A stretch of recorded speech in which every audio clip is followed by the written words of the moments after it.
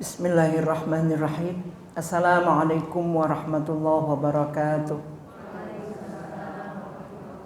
Alhamdulillahi rabbil alamin wa bihi nasta'in ala umurid dunya waddin.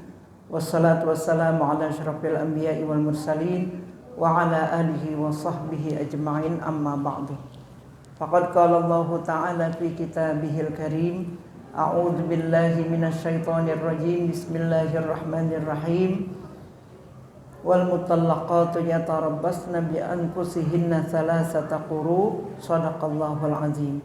Yang saya muliakan seluruh pengurus Majelis Taklim kaum ibu Masjid Asy-Syakirin, yang insyaallah kita semuanya dimuliakan Allah Subhanahu wa taala. Puji syukur kehadirat Allah Subhanahu wa taala yang telah mempertemukan kita di tempat ini dalam keadaan sehat wal afiat. Mudah-mudahan pertemuan kita selalu mendapat ridho dari Allah Subhanahu wa taala, mendapatkan ilmu yang bermanfaat yang akan menyelamatkan diri kita dunia dan akhirat. Salawat dan salam adalah sama-sama kita sanjungkan kepada pemimpin kita Nabi Muhammad sallallahu alaihi wasallam, yang akan selalu menjadi qudwah hasanah buat kita baik dalam kehidupan dunia, mudah-mudahan mendapatkan syafaat di akhirat nanti. Ibu hadirat sekalian yang berbahagia, hari ini kita akan mengkaji tentang talak atau cerai dan iddah dalam syariat Islam menurut Al-Quran dan Sunnah. Kenapa ini harus kita bahas? Karena banyak sekali saya baca di majalah ataupun di medsos dan sebagainya, akibat COVID-19 banyak terjadi perceraian di antara anak-anak kita yang masih kaum milenial. Masih muda, berumah tangga, baru punya anak satu, suami di PHK, maka akhirnya terjadilah gugat-menggugat cerai antara perempuan dengan laki-laki, suami dengan istri.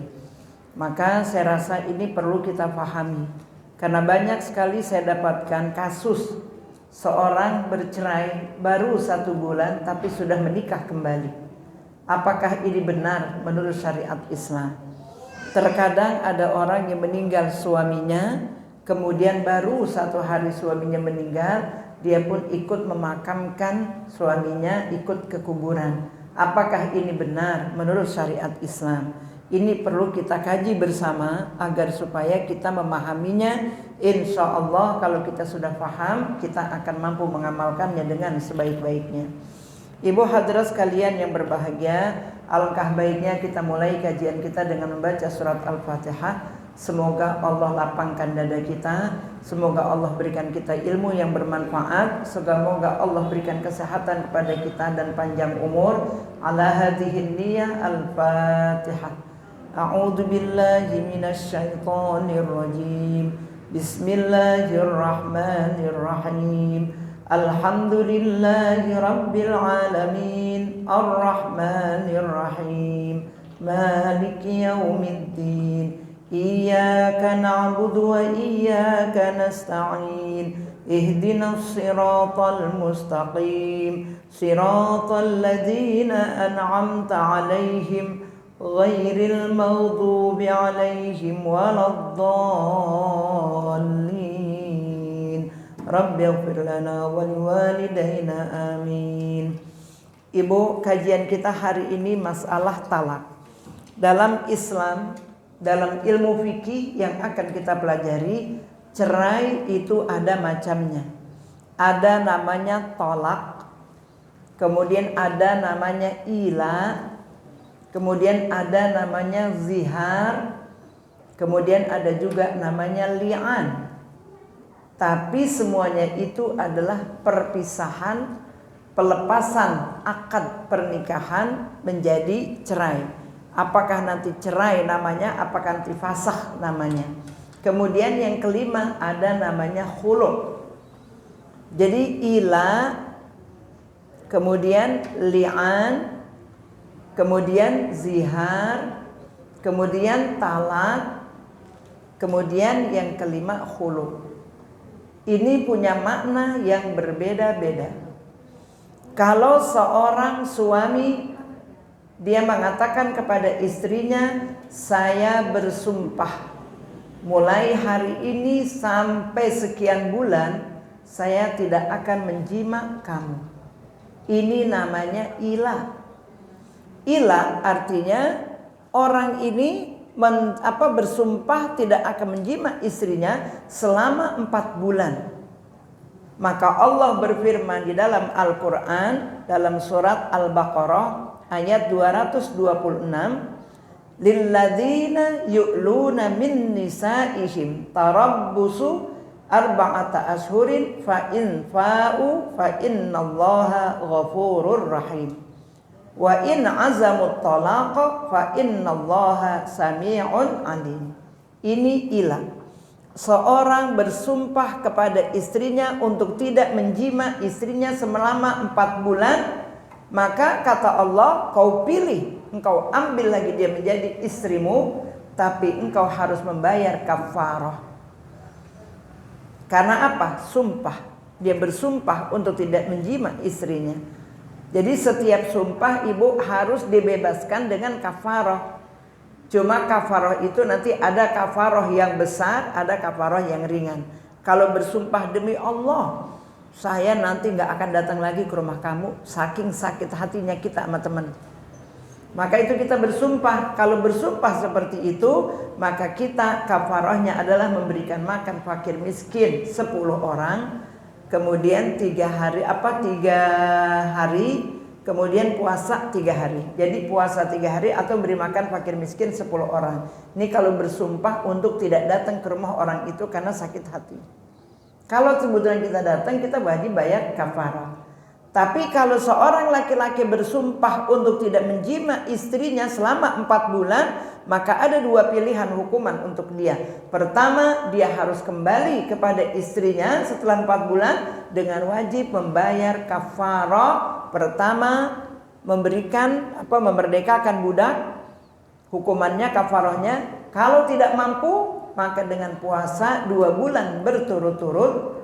Kalau tidak mampu juga memberikan makan fakir miskin 60 orang. Ini hukumannya. Maka sebagai seorang suami tidak boleh sembarangan. Karena kata Allah, nisa'ukum harthul lakum fa'tu harthakum anna syi'tum. Istrimu itu ladangmu. Datangkan ladangmu itu sesuai dengan kehendak kamu. Bahkan dianjurkan setiap selesai perempuan haid, maka dia wajib dijima oleh suaminya. Minimal sebulan sekali. Kalau seandainya misalnya dia bisa melakukannya itu maksimal sebulan sekali, tapi minimalnya seminggu 3 kali. Kalau yang sudah monopos sebulan sekali dah Bu. Tapi kalau yang masih muda, minimal dia harus dijima istrinya itu 1 minggu 2 kali atau 3 kali. Nah tapi kalau yang sudah tua, nah itu kita saling memahami aja lah ya Bu ya. Bilang sama bapak, mohon maaf lahir batin, sebulan sekali aja deh Pak, misalnya begitu, insya Allah. Nah jadi artinya apa? Artinya kalau sudah 4 bulan perempuan tidak dijima oleh suaminya, maka suaminya wajib membayar kafarah tebusan itu dan wajib untuk menjimanya. Kenapa? 4 bulan seorang perempuan tidak dijima oleh istrinya. Kalau dia perempuan yang normal, pasti dia akan terus menghayal-hayal. Kalau sempat dia onani, siapa yang berdosa? Suaminya. Kalau kamu tidak mau kembali kepada istrimu dengan membayar tebusan kafarah tadi, maka ceraikan dia dengan cara yang baik. Katakan kepada dia, "Ma, saya tidak bisa lagi melanjutkan rumah tangga dengan kamu. Maka hari ini juga kamu saya ceraikan." Apakah boleh dia diceraikan kemudian diusir dari rumahnya? Tidak. Seorang perempuan tidak diceraikan tidak boleh disuruh keluar dari rumahnya. Ini banyak orang memperlakukan istri seperti melakukan binatang atau seperti melakukan kendaraan. Gak suka buang, pulangin langsung ke rumah emaknya. Saya pulangin anak bapak.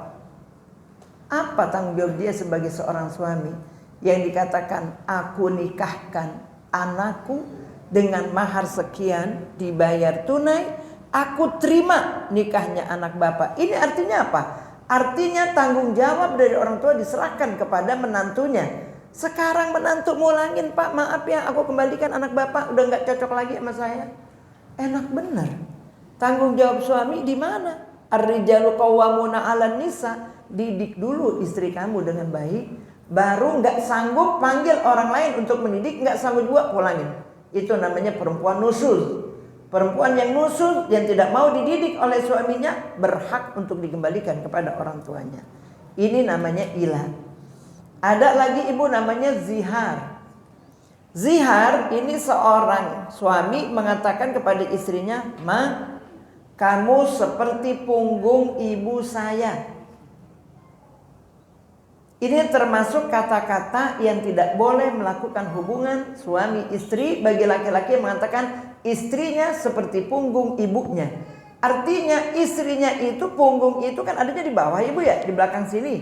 Itu seakan-akan sepertinya dia mengharamkan faraj istrinya untuk dirinya. Karena faraj istrinya itu sama dengan ibunya. Kalau begitu dia boleh nggak menjima ibunya? Tidak boleh, maka dia pun tidak boleh menjima istrinya. Tapi kalau dia mengatakan, "Mama kalau masak mirip banget deh kayak masakan ibu," itu mah nggak apa-apa bu.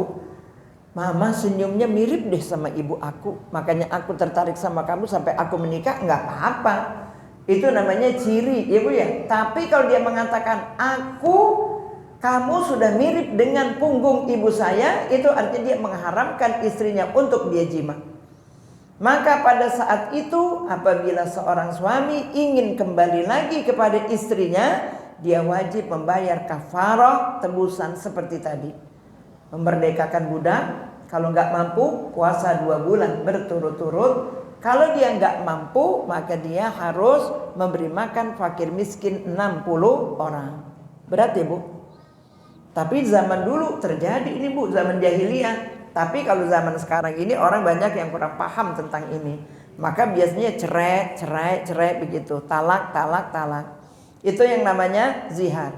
Kemudian ada lagi yang namanya li'an. Li'an ini seorang suami menuduh istrinya berbuat zina dengan laki-laki lain.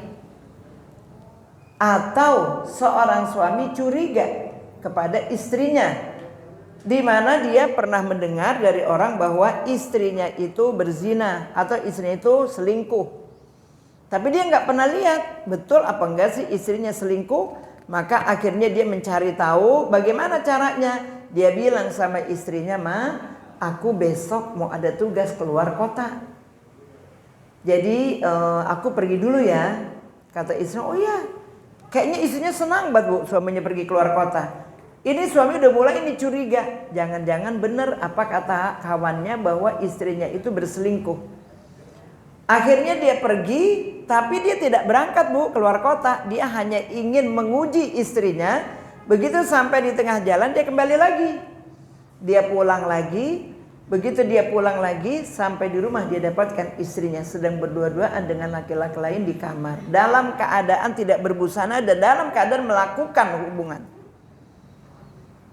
Nah, suami yang seperti ini dia melihat istrinya seperti itu, maka dia langsung bawa istrinya ke pengadilan. Dia bawa istrinya ke pengadilan, dia mengatakan, "Saya bersumpah bahwa saya melihat istri saya melakukan hubungan dengan laki-laki ini, maka saya tidak mau dia menjadi istri saya lagi." Itu namanya li'an. Sekali dia bersumpah, 2 kali dia bersumpah, 3 kali dia bersumpah, 4 kali dia bersumpah dengan mengatakan, "Asyhadu, aku bersaksi tiada Tuhan selain Allah bahwa istriku ini berbuat zina." Maka pada saat itu seorang istri, seorang suami di akhir dari sumpahnya 4 kali dia mengatakan, "Seandainya aku bohong, laknat Allah akan menimpa diriku." Inilah yang Allah ajarkan dalam surat An-Nur di ayat 5 atau ayat 6. Jadi nanti ibu lihat. Nah, ini dikatakan bahwa perempuan ini begitu dia dikatakan atau dia berzina, yang melihat cuma suaminya, tidak mampu suaminya mendatangkan 4 orang saksi, maka dia berli'an, bersumpah dengan mengatakan, "Seandainya saya bohong, maka laknat Allah akan menimpa diri saya." Saat itu juga terjadi perceraian yang tidak akan bisa kembali lagi. Seandainya dia bisa kembali lagi ibu, itu akan terjadi masalah yang luar biasa. Kemungkinan besar akan timbul dendam dari seorang istri terhadap suaminya. Dan kemungkinan besar akan timbul dendam dari seorang suami terhadap istrinya merasa jijik. istrinya sudah dipakai orang lain. Maka akhirnya yang terjadi apa? Rumah tangga tidak akan harmonis lagi. Maka langsung cerai adalah jalan keluar yang paling baik untuk orang itu. Maka dia dipisahkan dan tidak ada hak untuk kembali lagi. Itu namanya li'an. Begitu juga ila, apabila dia diceraikan dia juga tidak ada hak lagi untuk kembali, ibu. Kenapa? Karena itu perceraian dengan sumpah. Maka dia tidak akan bisa kembali lagi. Tetapi kalau seandainya perceraiannya nanti bentuknya talak, nah itu baru boleh kembali. Contoh misalnya seorang suami. Jadi selanjutnya kita akan bahas tentang masalah talak. Ini yang banyak sekali kaitannya dengan anak-anak kita saat ini, yang perlu kita berikan pemahaman kepada mereka agar supaya mereka betul-betul mengerti bagaimana arti daripada rumah tangga. Jangan sampai mereka tidak faham berumah tangga tapi tidak mengerti bagaimana dia membina rumah tangga itu. Jadi yang keempat, ibu, cerai. Cerai ini kalau dalam bahasa Arabnya namanya talak. Tolakun. Tolak ini atolak tuki, aku lepas kamu. Tadinya kan begitu kita mengadakan akad nikah, itu kan apa? Mengikat seseorang dengan tali pernikahan. Itu namanya akad. Akoda. Akoda itu begini nih. Ini namanya kita menyatukan ini, itu namanya akoda. Jadi kalau seandainya kita sudah satukan ternyata mau diceraikan, itulah yang dimaksud dengan talak. Jadi talak ini adalah cerai. Yang punya hak menceraikan itu cuma laki-laki. 1000 kali ibu menceraikan suami ibu, dia nggak akan berlaku. Mulai hari ini saya ceraikan kamu, Pak. Bosan saya sama kamu, misalnya begitu. Pokoknya ceraiin aja saya. 1000 kali ibu mengucapkan cerai, nggak jadi itu cerai. Kenapa? Karena yang berhak untuk menceraikan adalah suami. Disinilah makanya ibu, kenapa kita diperintahkan untuk mencari suami orang yang faham agama. Fazfar bidzatid din taribat yadak. Pilihlah orang yang agamanya bagus, karena kalau dia agamanya bagus, menikah dengan cara yang baik, menceraikan juga dengan cara yang baik. Tapi kalau kita menikah dengan orang sembarangan, tanpa kita kenal seperti apa dia, bagaimana wataknya dia, bagaimana keluarganya dia, kita tidak paham, maka terjadi perceraian. Ya udah pasti. Kenapa, ibu? Mungkin dia tidak punya agama yang kuat. Maka bagi dia menceraikan istri sudah hal yang biasa saja. Setiap hari istrinya diceraikan. Kalau kamu nggak senang, ya udah, saya ceraiin sekarang juga. Memang enak, bu, menceraikan istri seperti itu? Nggak bisa. Kenapa? Kadang-kadang kita jadi bertanya, sebetulnya cerai itu bagaimana ya? Suami saya sering sekali, Bu Barkah, bilang cerai. Ada seorang ibu yang mengadu seperti itu. Suami saya sering sekali bilang cerai. Udah saya ceraikan kamu. Udah saya ceraikan kamu. Udah saya ceraikan kamu. Apakah perlu ada saksi dalam cerai? Ada ulama berbeda pendapat. Tidak ada saksi, tetap terjadi perceraian itu. Itu yang dikatakan salasun jidduhunna jiddun hazluhunna jiddun. Ada 3 hal yang main-main terjadi, serius apalagi. Yang main-main aja terjadi, bu. Ini 3 hal. Seriusnya terjadi, main-mainnya terjadi. Apa diantaranya? Nikah.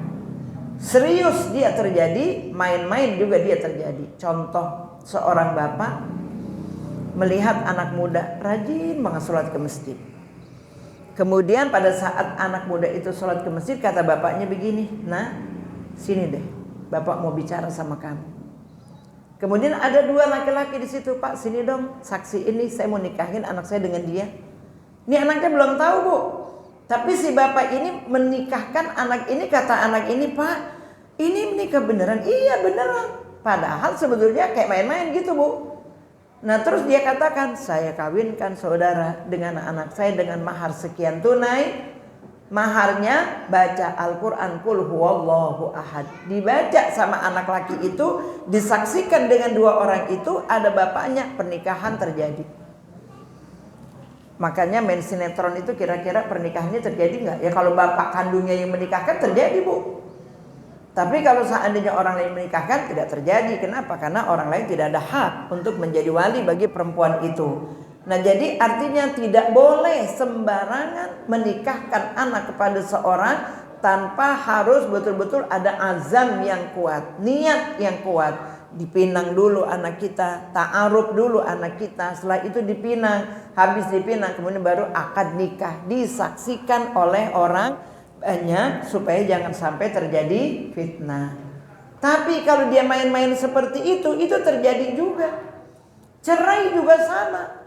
Saya ceraikan kamu hari ini juga. Ada yang menyaksikan dan mendengar. Pembantunya mendengar, sopirnya mendengar, anaknya mendengar, bapaknya bilang seperti itu. Itu sudah terjadi perceraian.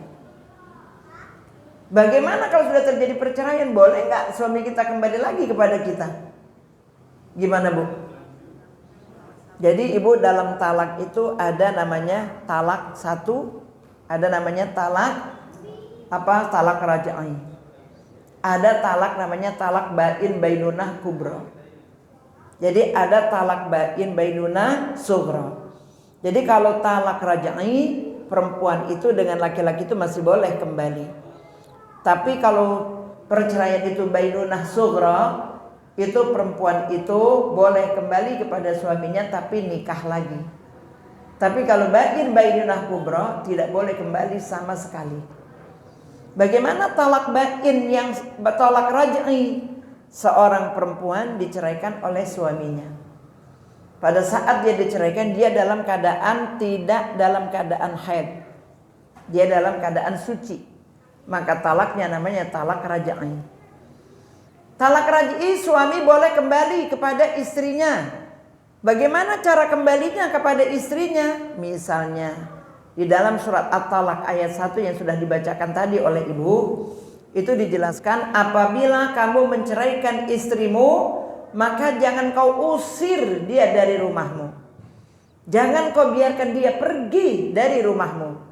Kenapa? Karena dia baru talak raj'i. Ini ibu pahamin. Sering sekali kadang-kadang kita punya anak, belum diceraiin sama suaminya, udah kabur duluan. Datang ke rumah kita. Kita sebagai orang tua tidak paham agama, kita mengatakan, jangankan kamu diusir sama suamimu tengah siang hari, tengah malam mama akan terima. Salah apa betul Bu? Salah apa betul? Salah. Jangan sekali-sekali engkau kembali ke rumah mama kecuali tanpa seizin suamimu. Kalau kamu mau ke rumah mama, suamimu antarkan ke sini. Apa pulangnya? Untuk apa dia pulang? Dan seterusnya. Kenapa? Seorang perempuan yang diceraikan baru satu kali, maka namanya talaknya talak raj'i. Maka perempuan itu tidak boleh keluar dari rumah suaminya. Ini kita pahamin ayat Al-Qur'annya. Surat At-Talaq tadi ya Bu, dibaca.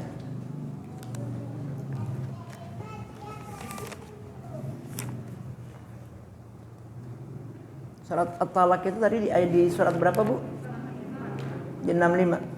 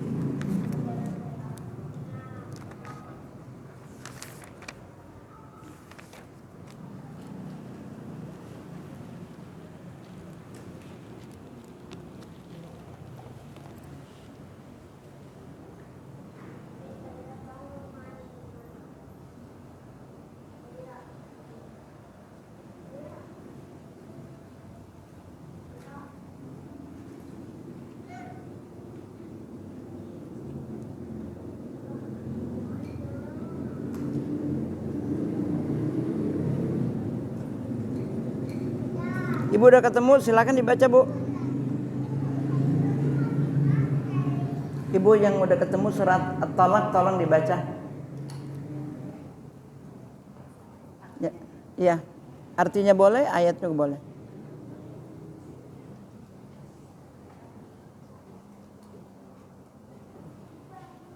Wahai Nabi, apabila kamu menceraikan istri-istrimu, maka hendaklah kamu ceraikan mereka pada waktu mereka dapat menghadapi idahnya yang wajar, dan hitunglah waktu idah itu serta bertakwalah kepada Allah Tuhanmu.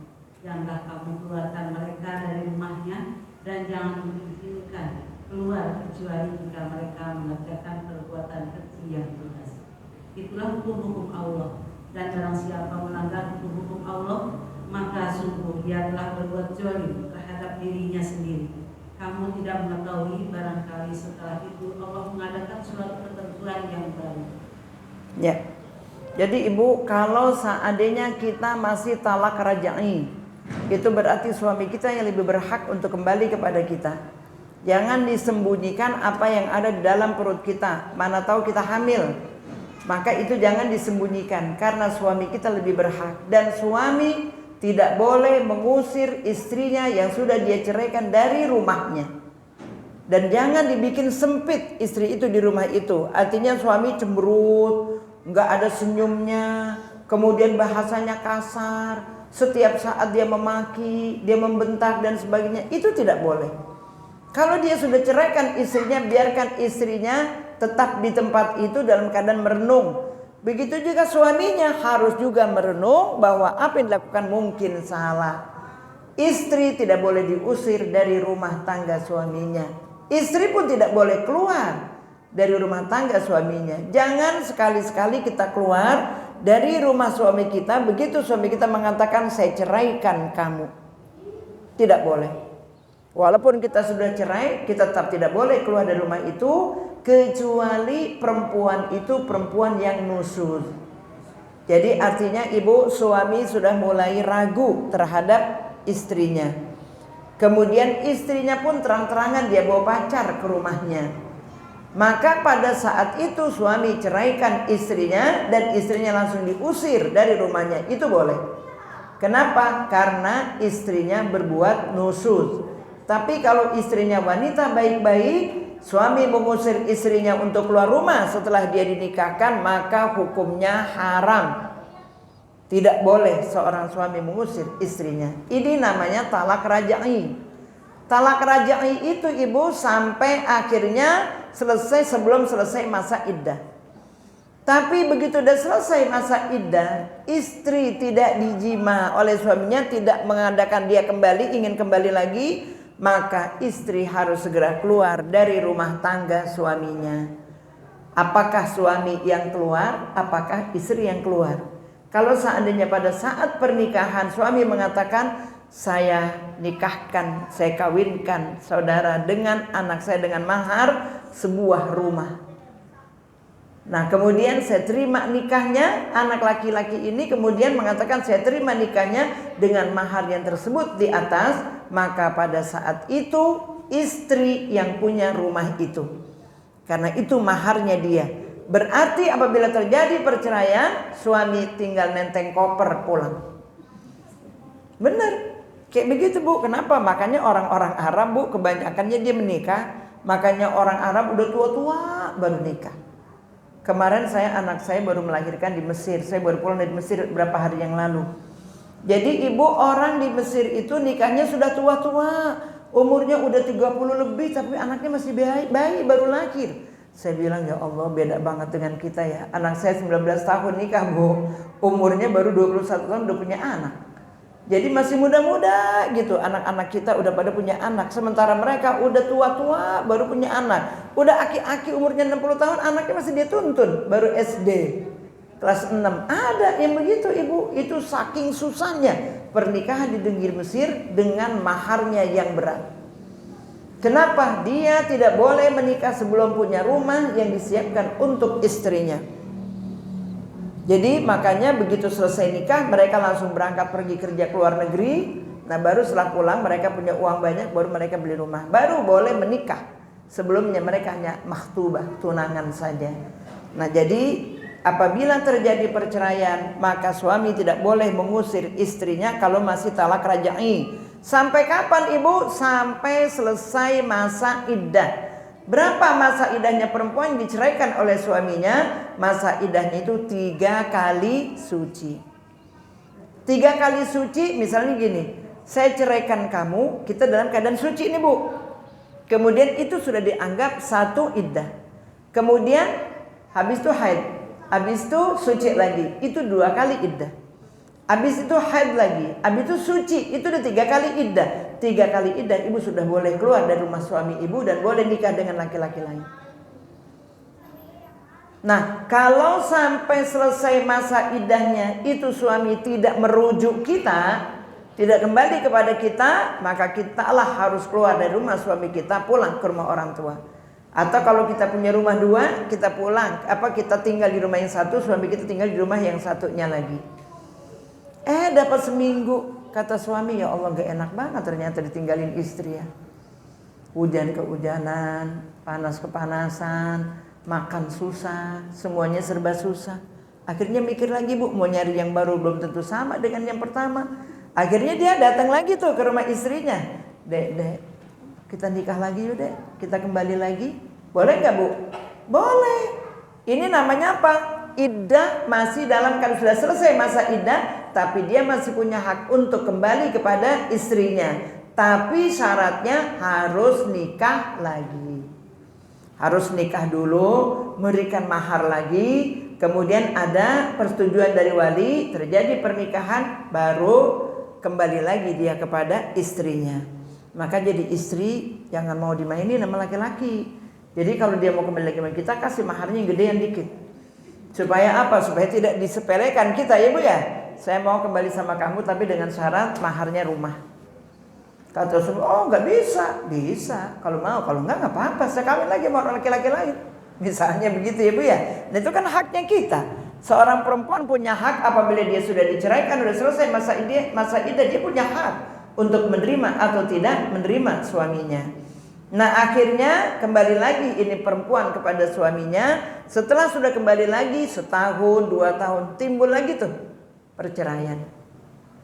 Kenapa? Gak ada kecocokan lagi. Akhirnya suami mengatakan, sudah kamu saya ceraikan hari ini juga. Begitu dia katakan saya ceraikan hari ini juga, oh siapa takut? Nih perempuan jawabnya begitu Bu, siapa takut? Silakan. Maka pada saat itu iddahnya sama seperti tadi, 3 kali suci. Selesai sudah masa iddah, boleh dia keluar dari rumah suaminya. Kalau suaminya mau kembali lagi, at-talaqu marratani fa imsakum bima'rufin aw tasrihum bi ihsan. Talak yang dibolehkan hanya 2 kali, boleh rujuk. Tapi begitu ketiga kali diceraikan, tidak ada rujuk lagi, kecuali perempuan itu sudah menikah dengan laki-laki yang lain. Jadi begitu dia sudah selesai masa iddah, kembali lagi deh Bu, suami sama istrinya, dan istrinya pun mau. 3 tahun berikutnya diceraiin lagi. Ini terakhir nih. Perceraian yang terakhir namanya cerai ketiga. Itu tidak boleh lagi dia kembali. Jadi ibu baca nanti dalam surat Al-Baqarah dari ayat 225, 226, 227, 228 dan seterusnya. Itu dibahas sampai tuntas di situ. Nah jadi perempuan ini begitu sudah 3 kali diceraikan oleh suaminya, maka suami tidak ada hak untuk kembali kepada istrinya. Keluar suaminya itu dari rumah itu atau istrinya keluar dari rumah itu. Setelah itu istri mengambil keputusan dia mau nikah lagi dengan laki-laki lain atau tidak, itu haknya dia. Tidak boleh suami mengatakan begini, karena apa? Dia menyesal udah menceraikan istrinya. Dia bilang karena suaminya orang kaya, dia punya pembantu di rumah atau dia punya sopir di rumah, dia bilang, "Dek, tolong kamu nikahin ibu, tapi dengan syarat nanti kamu ceraiin lagi. Jangan dia apain ya." Jadi artinya dia disuruh disuruh nikah tapi nggak boleh dia apain. Ini namanya nikah muhalil. Nikah muhalil hukumnya haram. Kalau kata orang Betawi zaman dulu namanya kawin Cina. Jadi artinya tuh perempuan dinikahi dengan laki-laki lain tapi dibayar oleh suaminya dan nanti belum melakukan hubungan suruh ceraiin. Pokoknya jangan kamu apa-apain dia, ceraiin langsung. Diceraiin selesai masa iddah, kawin dia tuh sama perempuan lagi, kembali lagi sama istrinya yang pertama dulu, maka hukumnya haram.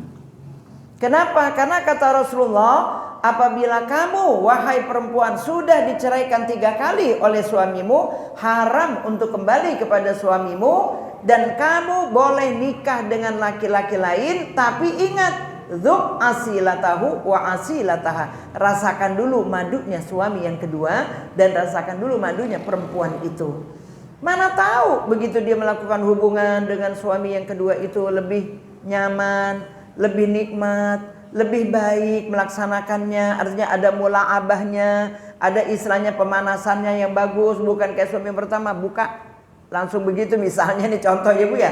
Nah jadi merasakan dia bahwa dia menikah dengan suami yang kedua, merasa terhormat dan dihargai oleh suaminya. Maka pada saat itu dia nggak mau lagi kembali kepada suami yang pertama. Kenapa? Karena suami yang pertama orangnya kurang sopan. Nah itu yang artinya kata Rasulullah, dzuk asilatahu wa asilataha. Rasakan dulu jima dengan orang itu.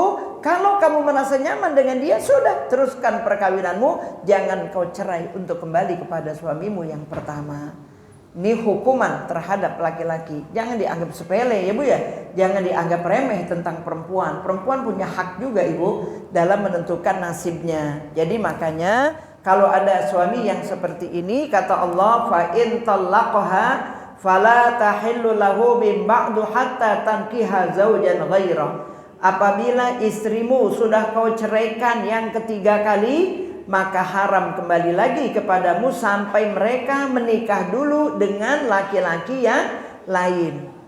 Itu pun kata Rasulullah, rasakan dulu madunya suamimu yang kedua dan juga istrimu itu. Mungkin dari situ akan timbul rasa cinta dan sayang yang lebih dibandingkan dengan suami yang pertama. Maka pada saat itu mereka tidak ada lagi hak kembali kecuali fa in talaqaha. Apabila suami yang kedua menceraikan istrinya, maka kata Allah, fala junaha alaihima ayyataraja'a in zanna ayyuqima hududallah.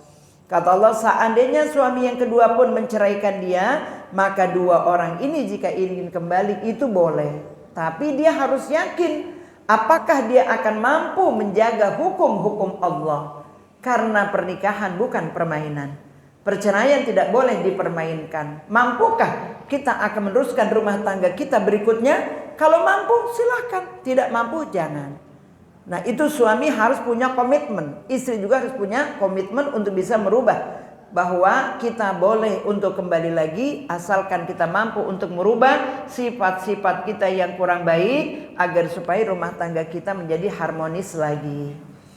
Nah kemudian setelah itu watil kahududullah yubayyinha liqaumin ya'lamun. Itu hukum-hukum Allah dijelaskan kepada kita agar kita mampu memahaminya.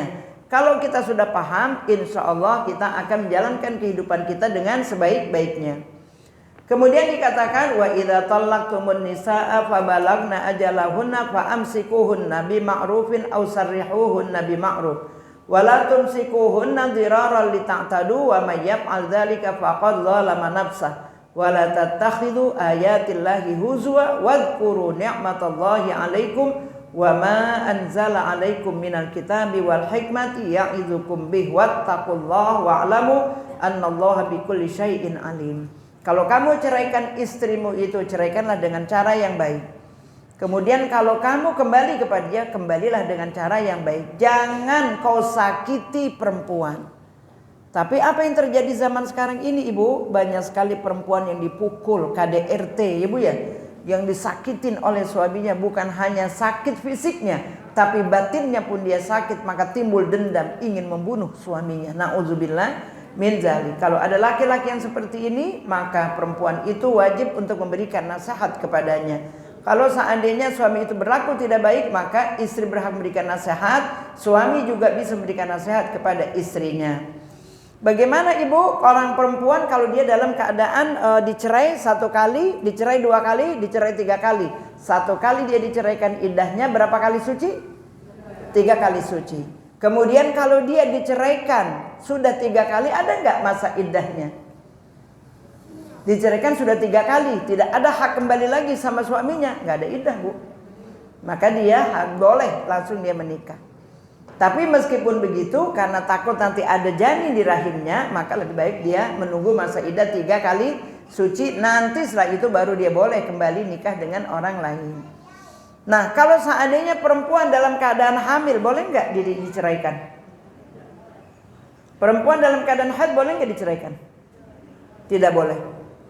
Kenapa Ibu? Karena kalau perempuan diceraikan dalam keadaan haid itu akan mengakibatkan lama masa iddahnya. Karena berarti haid pertama tidak dihitung, dihitungnya nanti pas suci pertama. Maka berarti memperlambat. Maka inilah yang dikatakan talak ba'in bainuna sughra. Nah, tapi kalau seandainya perempuan hamil, boleh nggak diceraikan? Boleh. Kenapa Ibu? Karena kata Allah, kalau perempuan itu dalam keadaan hamil, kemudian engkau ceraikan, iddahnya dia itu sampai dia melahirkan. Seorang perempuan hamil baru 1 bulan, nggak terjadi kekompakan, kecocokan sama suami. Dia tahan, sampai akhirnya dia melahirkan, baru terjadi perceraian. Mungkin anaknya stres dalam perut. Anaknya bisa gila begitu lahir, Ibu ya. Kenapa? Karena ibu bapaknya berantem terus tiap hari. Ibu bapaknya saling mencela, saling memaki dan sebagainya. Akan keluarlah janin yang tidak sehat. Maka Allah izinkan perempuan dalam keadaan hamil diceraikan. Iddahnya kapan? Sampai dia melahirkan. Begitu prap anak keluar, langsung hari itu juga udah boleh nikah, Bu. Jadi kalau seandainya hari itu juga dia sudah boleh menikah, boleh nggak dijima? Ya nggak boleh. Orang dalam keadaan nifas ya Bu ya. Tapi nikahnya boleh. Jadi nikahnya boleh, tapi jimanya belum boleh. Karena itu perempuan masih dalam keadaan nifas. Nah, kalau anak itu lahir dan ibunya, misalnya bapaknya minta ibunya untuk nyusuin anak itu, kemudian ibunya nggak mau, kayak gimana Bu? Dosa nggak tuh Ibu? Bu, jadi seorang suami menceraikan istrinya, kemudian begitu selesai masa iddah, yaitu melahirkan. Begitu melahirkan udah selesai kan tugas dia sebagai seorang istri. Sekarang anaknya perlu minum. Siapa yang mimiin dia? Ibunya atau siapa? Wal walidatu yurdi'na auladahunna. Jadi di sini dikatakan Ibu, wal walidatu yurdi'na auladahunna haulaini kamilaini liman arada ayyutimma radha'ah. Seorang ibu itu dia wajib menyusui anaknya sampai 2 tahun. Tapi apabila si perempuan ini dalam keadaan diceraikan oleh suaminya, maka perempuan itu mau menyusui dengan syarat dibayar per bulan 2 juta. Misalnya, itu perempuan termasuk perempuan jahat apa enggak? Enggak. Kenapa? Karena dia sudah tidak ada kewajiban lagi Ibu. Sudah selesai tanggung jawab dia kepada suaminya. Sudah saya lahirkan anak kamu, silakan kamu ambil. Kamu carikan ibu susu atau kamu bayar saya. Saya akan senang hati untuk nyusui anak kamu, tapi engkau berikan saya bayaran 1 bulan 2 juta. Wajib dibayar. Kalau suaminya itu orang kaya, Ibu ya. Nah tapi kalau suaminya orang miskin, minta kita bayaran 2 juta, ya nggak mungkin lah Bu. Kalau kita sayang sama anak kita, udah dah saya ikhlas aja dah untuk anak, saya mimiin. Kayaknya anak Indonesia mah nggak ada yang berani macam-macam Ibu ya. Tapi kalau orang Arab Bu bisa begitu. Ayat Al-Quran ini kan turunnya pertama kali negara Arab Ibu ya. Jadi memang ada hak orang perempuan yang sudah diceraikan oleh suaminya untuk menikah kembali dengan laki-laki yang lain, dan dia tidak punya hak untuk nyusuin anaknya. Kalau dia mau nyusuin anaknya dan dia minta imbalan, suaminya wajib membayar imbalan itu. Kalau seandainya tidak, silakan disusuin oleh orang lain. Silakan disusuin oleh susu kaleng, Ibu ya. Tapi kalau anak kita susuin dengan susu kaleng, ya begitu dah, kayak kaleng juga Bu modelnya. Kurang begitu bagus ya Bu ya. Tapi kalau disusuin oleh ibunya, disusuin oleh orang perempuan, baik bukan ibunya, itu akan lebih tenang anak kita. Makanya ada orang bertanya, Bu Barkah, saya kan bertetangga nih dengan kawan saya. Tiba-tiba anak saya itu setelah saya lahirkan, air susu saya nggak keluar. Bolehkah anak saya disusuin oleh teman saya itu? Boleh. Tapi dengan syarat kamu harus tahu hukumnya. Bahwa apabila seorang anak dia disusuin oleh ibunya, oleh ibu yang istilahnya ibu susunya, maka berarti dia haram untuk nikah dengan anak-anak ibu susu itu. Paham Ibu? Jadi kenapa? Karena haramnya anak rodho'ah itu sama dengan haramnya anak nasab. Jadi maka tidak boleh juga kita sembarangan. Bagaimana kalau saya ambil dari tabung ASI? Ini yang haram. Kenapa ibu? Kita nggak tahu siapa dia. Yang ngasih susu itu siapa, yang menjual susu itu siapa, kita nggak tahu. Maka tidak boleh ibu kita beli tabung ASI di rumah sakit ataupun di apotek. Ibu nggak boleh. Kenapa? Karena kita nggak tahu itu susu siapa yang meres, punya siapa. Jangan-jangan cucu kita minum susunya dari 5 ibu. Misalnya kena 5 botol kita beli, ternyata dari ibu yang berbeda-beda. Kan banyak ibu susunya, kita nggak tahu. Makanya kenapa ibu orang zaman dulu tuh hati-hati bener. Di kampung saya bu, namanya Pondok Lapa, Lampiri. Itu kakek saya dulu tidak boleh, tidak mengizinkan orang satu kampung itu untuk menikah. Kenapa? Karena pemerintah dulu nih, Belanda bu, kalau dia bangun kampung, ini kampung, kemudian ini sawah. Kemudian ini kampung, ini sawah. Ini kampung, ini sawah. Betul nggak? Saya tinggal di Lampiri. Kemudian di sini ada Pam Jaya. Dulu namanya Pam Jaya, sekarang Air Petra. Itu sawah bu di situ. Nah kemudian sebelah sininya sawah juga. Sekarang jadi PR. Perumahan apa istilahnya, sekolah PR di situ. Ini artinya menandakan apa? Bahwa setiap kampung harus ada tempat dia ngambil makan. Nah inilah di sini dia tanemin padi, dia tanemin apa. Kalau dia mau pergi ke sawah, zaman dulu bu nitip anak.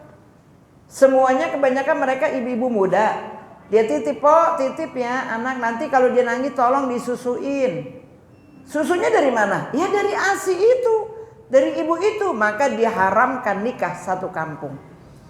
Karena banyak mereka yang menjadi ibu susu dari orang-orang yang ada di kampung itu. Dulu orang-orang tua kita betul-betul perhatian. Sekarang enak aja, punya susu banyak, kemudian dia peres, kemudian dimasukkan di botol-botol, dijual di apotek.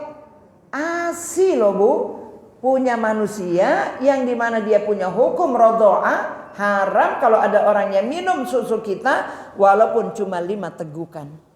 Dan sudah mengenyangkan, haram hukumnya untuk dia menikah dengan anak kita dan keturunan kita. Bukan hanya anak, pada suami kita haram, kepada adik kita haram, kepada abang kita haram, semuanya diharamkan. Karena anak rodoah sama dengan anak nasab. Nah jadi artinya boleh kita nyusuin anak kita dan kita boleh minta bayaran. Kalau seandainya suami kita tidak mau membayar, maka kita serahkan kepada dia, itu haknya dia. Jadi bukan haknya kita lagi. Ini terdapat ibu di dalam surat At-Talaq itu ada perempuan yang hamil, maka dia boleh diceraikan. Jadi nanti kalau seandainya sudah diceraikan dan dia sudah selesai masa iddahnya, dia boleh nikah dengan laki-laki yang lain. Nah selesai pembahasan tentang talak. Terakhir khulu. Khulu ini adalah perceraian dari pihak perempuan kepada laki-laki. Perempuan zaman sekarang kan pintar banget bu, pergi menggugat cerai suaminya ke pengadilan. Nggak enak aja rumah tangga udah langsung dia berangkat ke pengadilan. Mau kemana bu? Nenek-nenek sama ki-aki. Mau kemana ibu? Mau ke pengadilan bu. Mau ngapain? Mau cerai. Hah? Nenek-nenek mau ki-aki mau cerai. Mau ngapain cerai ibu ya? Udah tua, sabar aja, kenapa sih? Udah selesai lah tanggung jawab kita ngurusin anak. Tinggal kita sekarang apa jaga. Udah cerai, dia pulang lagi ke rumah berdua-duaan di rumah. Udah selesai masa iddah. Mah, ingat ya mah, jangan ada anak yang tahu kalau kita bercerai. Pokoknya kita tetap mesra seperti suami istri di depan anak-anak kita. Boleh nggak bu? Tapi itu banyak terjadi. Ada seorang ibu dan seorang bapak, dia bercerai. Anaknya mau nikah, bapaknya menjadi wali. Karena dia nggak tahu ibunya itu pada bercerai, dia tetap aja menganggap ibu bapaknya itu masih suami istri. Foto lah gandengan, berdua-duaan, kemudian bersama-sama pulang ke rumah, dan juga dilihat sama anaknya, bapaknya masuk ke kamar ibunya. Dia pikir nggak ada masalah kan bu? Padahal itu semuanya sudah haram. Jangan untuk menutupi kemesraan kita di depan anak-anak kita dengan kita menipu hukum Allah. Tetap ibu wajib jujur kepada anak-anak, kami sudah pisah, tidak boleh lagi bapak tinggal di sini, atau ibu yang keluar. Harus jelas, nggak boleh main-main bu soal hukum. Ini kadang-kadang orang kita nggak tidurnya, ustazah kamarnya beda, kamarnya bapak di sini, kamar saya di sini, tapi dia keluar nggak pakai kerudungan. Emang istrinya? Bukan. Dia keluar nggak pakai kerudungan, dia keluar cuma pakai pakaian dalam, tapi suaminya melihat dan sebagainya, padahal udah cerai, maka itu semuanya hukumnya menjadi haram.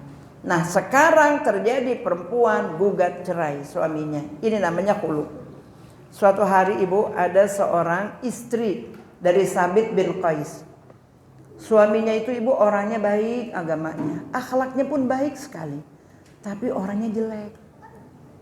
Jadi istrinya ini bilang sama Rasulullah, ya Rasulullah, aku tidak mau menjadi orang yang kufur nikmah. Tapi aku nggak tahan ya Rasulullah, apabila aku melakukan hubungan kepada suami, aku nggak tahan ya Rasulullah. Aku mohon supaya aku dipisahkan dari suamiku. Dia orang yang akhlaknya baik, agamanya baik, tapi satu kelemahannya dia tidak cakep. Saya nggak nafsu. Jadi istilahnya bu, kalau dia melakukan hubungan kepengenan gitu, suaminya diludahin. Saking jeleknya. Anggaplah mukanya segi 4 ibu ya. Nah kira-kira perempuan cantik suaminya jelek gimana tuh bu? Orang zaman dulu kan biasa bu. Menikah itu artinya apa? Dijodohin. Dia nggak kenal. Waktu nikah orang perempuan zaman dulu semuanya kan di dalam, nggak ada yang di keluar bu. Sekarang mah belum nikah aja dipakein kerudungan, begitu duduk di luar berdua-duaan. Padahal belum tentu nanti terjadi pernikahan. Mana tahu salah satu dia meninggal ibu ya. Itu dia udah ditempel-tempelin di situ. Haram itu nggak boleh. Tapi orang dulu juga banyak yang akhirnya terjadi penipuan. Contohnya saya punya nenek, bukan nenek kandung tapi adiknya kakek saya bu. Jadi nikahin oleh abangnya kepada laki-laki orang Lampung apa gitu. Terus begitu udah malam pertama selesai nikah, akad kan dia masuk ke kamar. Begitu dia masuk ke kamar ternyata tangannya buntung. Jadi satu tangannya buntung ibu, yang satu aja yang ada. Hari itu juga dia lari, pokoknya minta diceraiin. Nggak mau sama suaminya. Yang namanya cinta kan susah. Makanya ibu tidak salah kalau Rasulullah mengatakan kepada seorang laki-laki yang sudah pakai pacar gitu, Abdurrahman bin Auf, sudah pakai pacar, apakah kamu akan menikah? Insya Allah besok kami akan menikah ya Rasulullah. Apakah kamu sudah kenal orang itu? Belum ya Rasulullah. Hari ini juga kau kenal itu perempuan, kau lihat itu perempuan. Kenapa? Karena untuk tumbuhnya rasa cinta dengan kau melihat mukanya, cantik atau tidak, sempurna atau tidak. Tidak boleh kita menikah tanpa kita kenal. Ibaratnya kita membeli kucing di dalam karung, kan nggak kelihatan ya bu ya. Cuma cerita orang begini, padahal kita nggak pernah ngeliat, tuh nggak boleh. Islam mengajarkan sampai ke situ. Kenapa? Jangan sampai ada timbul kecewa. Inilah istrinya Sabit mengatakan, saya mohon ya Rasulullah, tolong diceraikan saya. Rasulullah langsung panggil Sabit, wahai Sabit, apakah kamu mau menceraikan istrimu dan istrimu akan mengembalikan kepadamu maharnya berupa kebun. Jadi maharnya berupa taman bu. Kemudian dia mengatakan saya mau dan saya ceraikan. Terjadi perceraian, itu namanya khulu. Jadi khulu, perempuan menggugat cerai suaminya dan tidak ada kembali lagi bu. Kenapa? Karena seorang suami yang mana gak kecewa diceraikan oleh suaminya. Ini kita mudah banget pergi ke pengadilan. Kemudian langsung, apakah kamu mau mengembalikan maharnya? Tidak. Pulang dari situ minta apa? Harta gono gini. Padahal dia yang menggugat cerai suaminya. Habis itu dia gugat suaminya harta gono gininya. Boleh apa enggak? Enggak boleh bu. Kalau kita yang menggugat cerai suami kita, berarti kita siap untuk mengembalikan mahar yang dulu pernah diberikan kepada kita dan siap untuk tidak mendapatkan apa-apa dari harta suaminya. Tapi kalau seandainya suami menceraikan istrinya, maka istri itu harus diberikan ongkos lelah. Berikanlah kepada istrimu tanda cintamu kepada dia sebagai tali kasih. Jika kamu orang yang sedang-sedang saja, berikan sesuai dengan kemampuan kamu. Tapi kalau seandainya kamu orang yang kaya raya, berikan sesuai dengan kekayaanmu. Jadi Islam begitu. Kecuali pada saat kita nikah gak punya apa-apa, kita bekerja, ibu bekerja, suami ibu bekerja, sama-sama bekerja, akhirnya mendapatkan rumah, mendapatkan mobil, ada punya rumah kontrakan 50 pintu, Masya Allah ya bu ya. Akhirnya terjadi perceraian, maka istri ambil 25 kontrakannya, suami ambil 25 kontrakannya, istri belah 2 rumahnya, kalau mau dijual berarti separuh-separuh diambil, mobil juga seperti itu. Itu kalau kita sama-sama bekerja. Tapi kalau ibu tidak bekerja, hanya suami yang bekerja, silahkan menerima apa yang diberikan oleh suami, ikhlas. Jangan kita mengatakan nggak mau saya segitu, ya kalau suami bilang segitu ya udah ibu terima saja. Itulah pelajaran kita tentang masalah talak dan cerai. Iddah harus kita pahami. Jadi seorang perempuan jangan sekali-sekali baru cerai 1 bulan ternyata sudah menikah lagi. Ini hukumnya haram. Apabila ibu dalam keadaan hamil di dalam perut ibu, berarti anak itu anak 2 bapak. Yang satu dapat kupingnya, yang satu dapat badannya, yang satu dapat ininya. Ini kan jadi bingung, rancu. Nasabnya kemana nih anak? Nasab ke bapak yang pertama atau nasab ke bapak yang kedua? Kenapa? Karena yang membuahi pertama adalah bapak yang pertama. Maka disitulah nikah perempuan dalam keadaan iddah hukumnya haram. Tapi perempuan dalam keadaan dia berzina, kemudian dia menikah, itu gak diharamkan, Bu. Kenapa? Karena dia tidak ada akad pernikahan awalnya. Cuma mau sama mau. Cuma anak itu dinasabkan kepada bapak yang nikahin atau tidak? Tidak. Jadi anak itu anak apa? Anak biologis. Kalau dia nanti mau nikah, siapa jadi walinya? Wali hakim. Tidak boleh bapaknya yang nikahin dia sudah hamil 7 bulan. Begitu anaknya besar perempuan, bapak haram menjadi wali. Kalau dia menjadi wali anaknya, maka pernikahan anaknya tidak sah seumur hidup. Jadi walinya adalah wali hakim. Ya Bu ya. Nah ini harus dipahami nih, dijelaskan kepada anak-anak kita. Itulah Ibu pelajaran kita hari ini. Kalau ada pertanyaan silahkan. Mungkin ada yang belum jelas silahkan ditanyakan. Dari saya cukup sekian. Assalamualaikum warahmatullahi wabarakatuh. Alhamdulillah pada kajian hari ini bagi ibu ada sesi kedua. Bagi ibu ada yang bertanya, semoga ibu ya mau pertanyaan ini kalau bisa menambah wawasan dan memperkaya bagi kita. Itu yang pertama.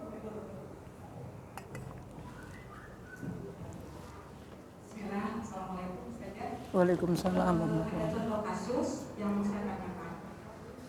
Yang pertama, mengajukan cerai bukan menantang kepada suami, saya mau cerai dengan kamu, kalau masa iya sih kamu gak mampu menceraikan saya. Si suami karena merasa tertentang, dia datang ke pengadilan. Begitu proses mau perceraian, pas sidang ditanya, apakah kamu mau menceraikan istri? Si laki-laki bilang tidak, karena memang dia tidak ada niatan untuk Menceraikan. Seiring waktu tidak cerai. Kedua begitu juga. Pas ketiga, si suami merasa tertantang. Saya mau cerai. Suami itu datang ke pengadilan. Saya mau menceraikan istri saya. Yang ketiga kali itu. Nah, dalam kasus ini, apakah si suami itu menceraikan itu ketiga kali atau 1 kali? Itu saja yang saya katakan. Ya. Jadi Ibu, ada kasus seorang datang ke pengadilan karena istrinya terus nuntut cerai. Kemudian suami kesal, dia pergi aja ke pengadilan. Sampai di pengadilan sidang kata suami, saya tidak mau menceraikan istri saya. Ya nggak jadi cerai. Kenapa? Perempuan mau 1000 kali juga dia bilang cerai, tetap aja nggak ada haknya.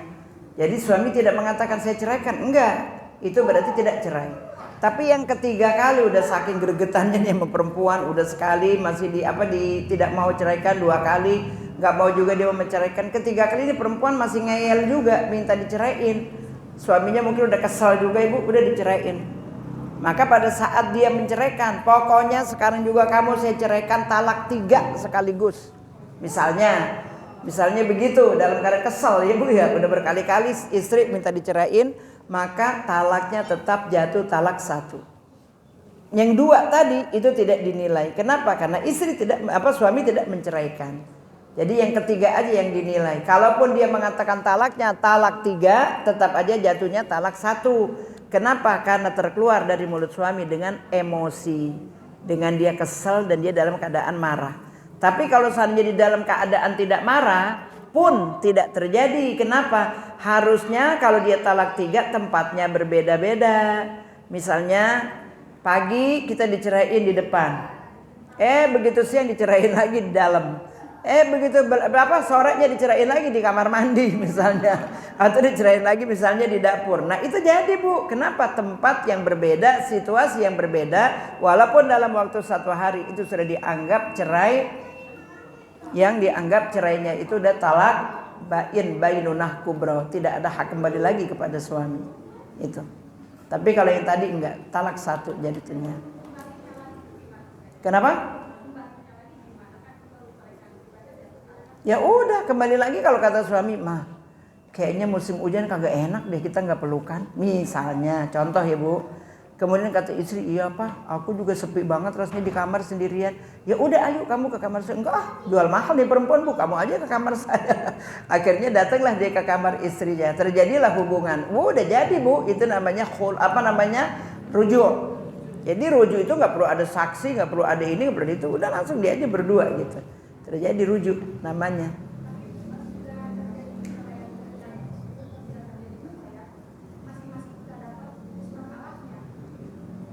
Iya, walaupun udah dapat surat talaknya Bu. Walaupun udah dapat surat talaknya, kalau dia sudah ditalak di pengadilan, maka dia harus kembali ke pengadilan membatalkan perceraiannya itu dengan mengatakan saya akan merujuk istri saya. Tapi kalau seandainya coba dia mengucapkan saya ceraikan kamu, nah kemudian nggak pakai saksi, itu perceraian udah terjadi, dia mau rujuk, dia balik lagi, nggak ada masalah gitu.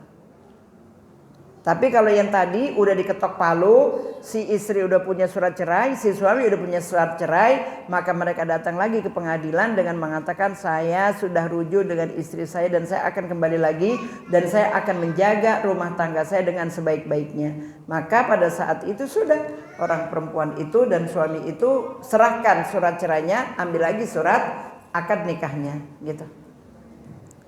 Ya. Tanya Mas Saidah.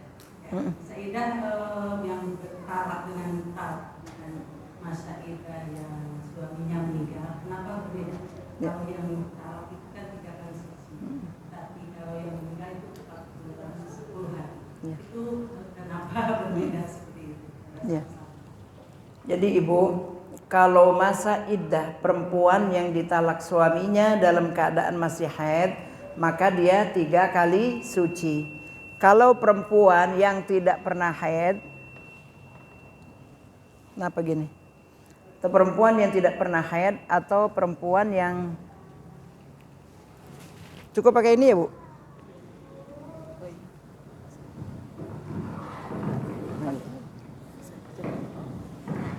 Jadi perempuan yang tidak pernah haid itu iddahnya 3 bulan. Sama kayak seperti perempuan yang monopos. Tapi kalau perempuan yang masih haid itu iddahnya 3 kali suci. Kenapa orang perempuan yang meninggal suaminya kok 4 bulan 10 hari? Nggak sama dengan perempuan yang belum pernah yang dalam keadaan haid misalnya. Karena supaya jangan sampai keluarga dari pihak suami yang anaknya meninggal itu sakit hatinya. Baru dicerai baru meninggal suaminya berapa bulan aja udah kawin lagi gitu. Itu kan menjaga perasaan Ibu ya.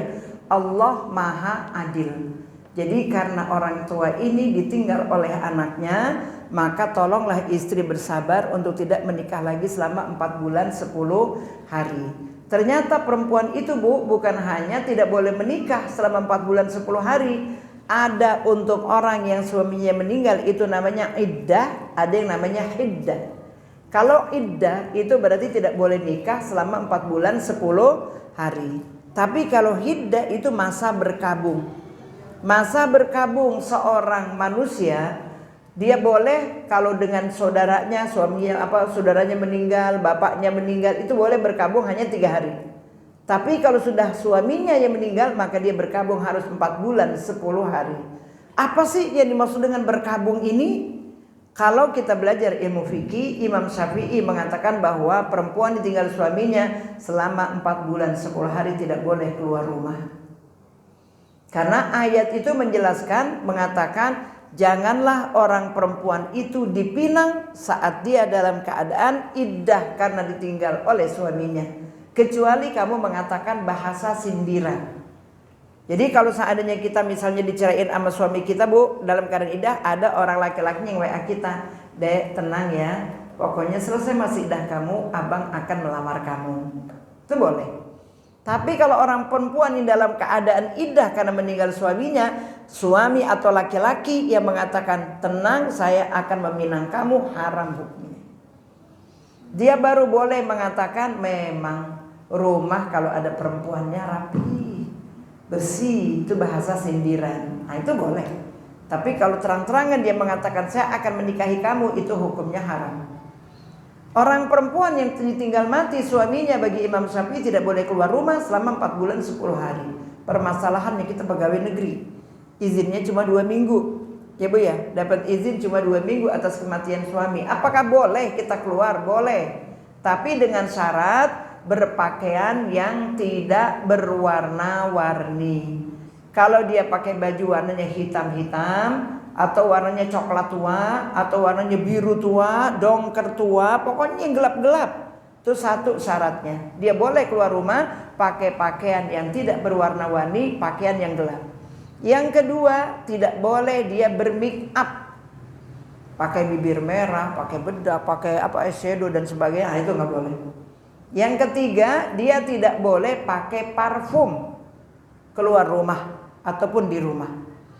Itu yang ketiga. Yang keempat, tidak boleh berbahasa yang dimanja-manjakan. Bang Haji mampir. Suaminya meninggal aja langsung bilang Bang Haji disuruh mampir ya Bu ya. Sebelumnya kelihatannya bengis banget sama orang, kejam banget sama orang. Kenapa masih punya suami? Begitu nggak punya suami, Bang Haji mampir di sini. Nah itu hukumnya tidak boleh. Jadi makanya hati-hati perempuan nih. Kalau suaminya meninggal dunia, jangan sembarangan keluar rumah. Kecuali kalau untuk kepentingan yang memang betul-betul tidak bisa digantikan orang. Misalnya kita pengen punya ilmu, pengen ngaji, gurunya perempuan, tempatnya di masjid di samping rumah kita, pakailah pakaian yang gelap.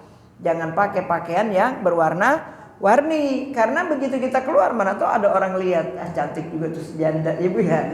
Nah di janda suaminya meninggal kan dianggapnya cantik, orang tertarik dengan dia, maka timbullah dia mengeluarkan kata-kata yang baik atau kata-kata yang merayu suaminya. Lah tapi kenapa kalau orang laki-laki begitu istrinya meninggal kok udah nikah lagi? Jangankan istrinya meninggal, belum meninggal aja udah nikah lagi. Boleh ya Bu ya. Jadi bagi laki-laki nggak ada iddah, tapi hiddah tetap harus ada. Kenapa Ibu? Karena hiddah ini adalah untuk menjaga perasaan keluarga dari istri kita. Seorang laki-laki ditinggal oleh istrinya meninggal dunia. Maka laki-laki ini hari ini nih suaminya istrinya meninggal, besok dia langsung nikah. Bagaimana perasaan orang tua dari perempuan itu? Pasti sakit kan Bu? Nah itu dijaga. Tetap aja jaga dulu sampai berapa bulan. Nggak sanggup 4 bulan 10 hari minimal berapa bulan lah. Jangan begitu istrinya meninggal dunia langsung dia nikah lagi, dibawa langsung ke rumah itu. Harta warisannya belum dibagi, belum apa, tapi udah tempatin rumah itu dengan istri yang keduanya. Ini suami tidak punya agama. Kalau suami yang punya agama tidak akan mungkin berani dia melakukan itu. Jadi itu Bu, apa hikmahnya? Untuk menjaga perasaan keluarga dari pihak laki-laki. Kalau seandainya cuma 3 bulan rasanya lukanya itu masih ada. Tapi kalau 4 bulan 10 hari mungkin ada lupa-lupa dikit ya Bu ya. Nah itu makanya 4 bulan 10 hari lebih lama dibandingkan iddah perempuan yang dalam keadaan tidak meninggal suaminya. Ya, ada lagi? Ya silakan. Di awal saya bilang bagaimana seorang istri bolehkah mengantarkan ke kuburan saat suaminya meninggal. Mengadakan apa? Suaminya meninggal, istrinya bolehkah mengantar ke kuburan? Oh iya. Yang awalnya. Ya. Jadi Ibu gini, begitu suami meninggal dunia, masa itu juga iddah dan hiddah berlaku. Ya kan? Begitu suami meninggal dunia, maka berarti orang perempuan itu sudah berada dalam keadaan iddah dan juga dalam keadaan hiddah. Maka tidak boleh perempuan itu mengantar suaminya ke kuburannya. Kalau keluarga laki-laki mengatakan, kamu nih gak tahu diri, suamimu meninggal, pantasnya kamu nganter. Mama tersinggung tahu. Itu mamanya suruh ngaji. Iya betul. Kenapa Ibu? Karena dia gak salah. Maaf ya Ma, aku kan sudah dalam keadaan iddah. Suami aku udah meninggal, gak boleh lagi aku dilihat orang. Apalagi kita masih muda, cantik pula, orang kaya juga. Lah orang yang takziah di kuburan itu kan ngeliatin dia jadinya ibu ya. Bukannya dia akhirnya ngeliatin orang yang mati, tapi bagaimana caranya saya supaya bisa mendapatkan dia. Ini kan jadi haram hukumnya. Jadi tidak boleh kita pergi mengantar jenazah. Lagi pula ibu, walaupun istilahnya kita udah tua, nggak usah kita anterin. Kenapa? Takutnya ibu tidak mampu menahan diri. Berapa banyak orang di pemakaman pingsan yang gotong bukan muhrimnya. Ini haram hukumnya. Jadi makanya hati-hati. Ngapain sih ke kuburan ibu ya? Doain aja lepas dari rumah. Selamat jalan suamiku. Kalau kita mau kawin lagi, insya Allah saya akan kawin lagi. Tapi kalau nggak mau kawin lagi, insya Allah akan saya bertemu denganmu di surga nanti. Iya kan? Jadi seperti itu lebih bagus dan lebih aslam saya rasa. Tidak usah kita ngantar sampai ke pemakaman. Ya bu, silakan.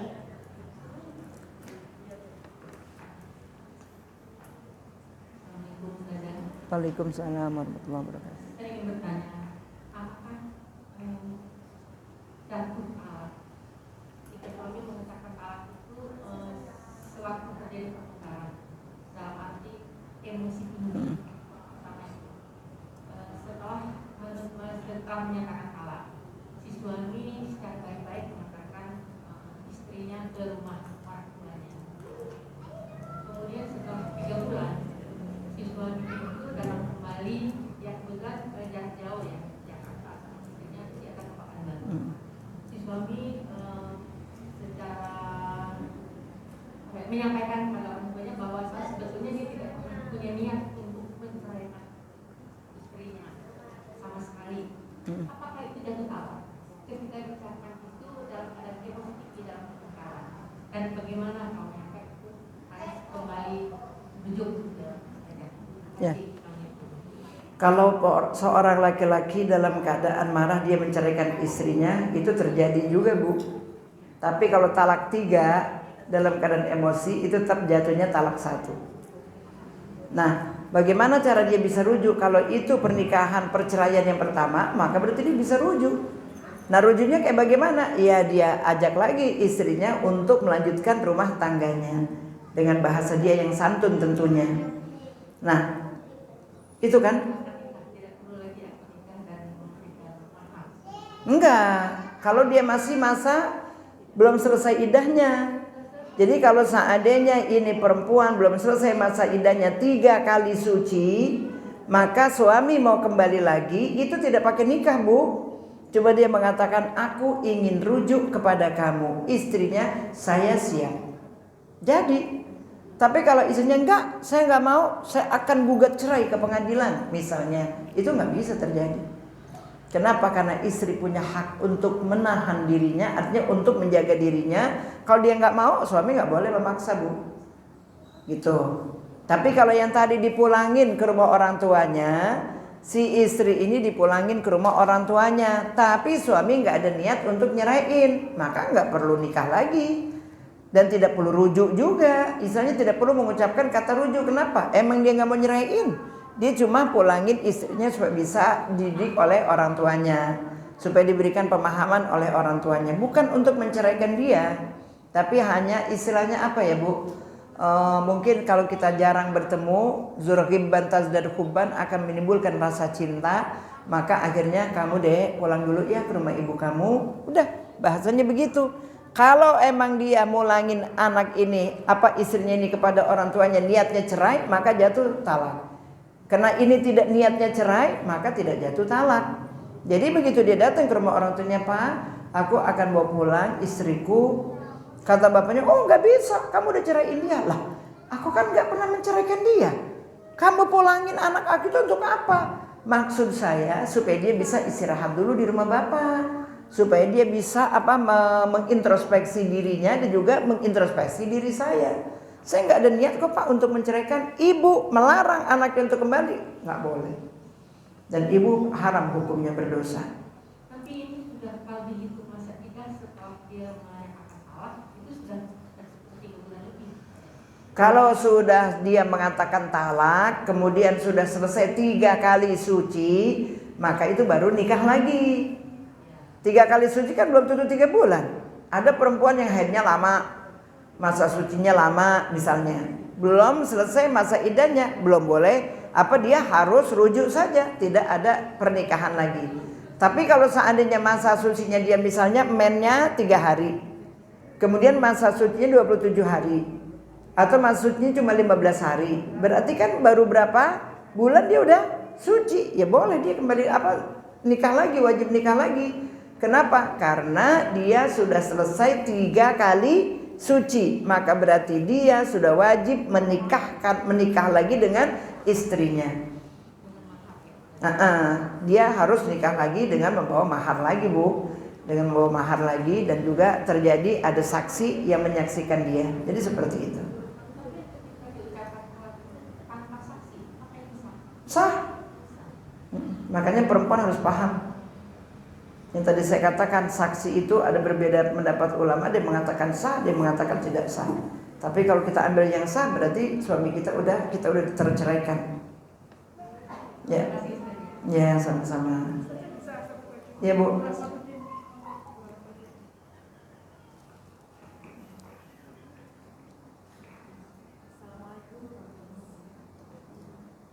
Assalamualaikum warahmatullahi wabarakatuh. Waalaikumsalam warahmatullahi wabarakatuh.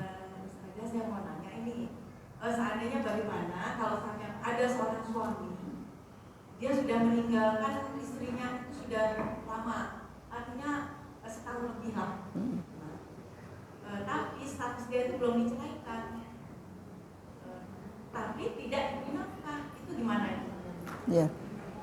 Fa'amsikuhunna bima'rufin aw sarrihuhunna bima'ruf. Ini ayat. Kalau suami ibu atau suami saudara kita paham bahwa perempuan itu kau ceraikan dengan cara yang baik atau kau ambil dia dengan cara yang baik, nggak boleh meninggalkan istri dengan seperti itu.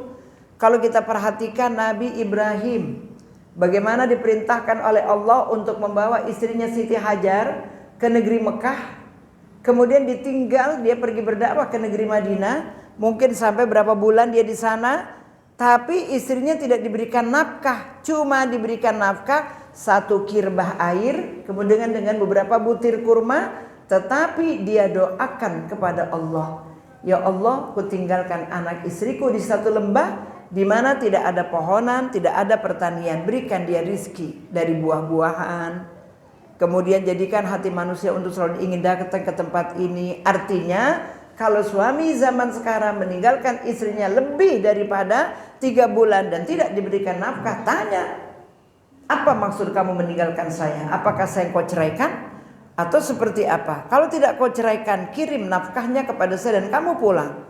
Kenapa? Karena seorang perempuan, tadi saya katakan, nisa'ukum harthul lakum fa'tu harsakum anna syi'tum. 1 bulan saja perempuan haid, masa haid selesai, dia wajib untuk dijima. Mungkin nafkah zahir gampang dicari, tapi nafkah batin mau kita cari kemana? Seorang perempuan ditinggal suaminya berbulan-bulan sampai bertahun, kemudian tanpa diberikan nafkah zahir. Mungkin kita bisa cari jualan gado-gado, bisa. Mungkin jualan air mineral, bisa. Jualan apa bisa. Tapi untuk menjual diri kita nggak mungkin, haram, karena kita masih berada dalam kaitan seorang istri dari seorang suami. Maka panggil suaminya, suruh pulang. Ya kalau suaminya sudah menikah lagi, katakan kepada dia, ceraikan saya. Kalau seandainya dia sudah menikah dan kita nggak mau dipoligami, walaupun orang perempuan dipoligami tidak mau, maka dia juga berdosa, ibu ya. Nah jadi sampaikan kepada dia, kalau memang kamu poligami dan memang kamu tetap masih menjadikan saya istri kamu, pulang kamu. Dia mendapatkan giliran 3 hari, saya pun harus 3 hari. Dia mendapatkan giliran 2 hari, saya juga harus mendapatkan 2 hari. Harus seperti itu. Kecuali ada kesepakatan, karena tempatnya jauh. Anggaplah yang satu misalnya di Sulawesi, yang satu di Jakarta.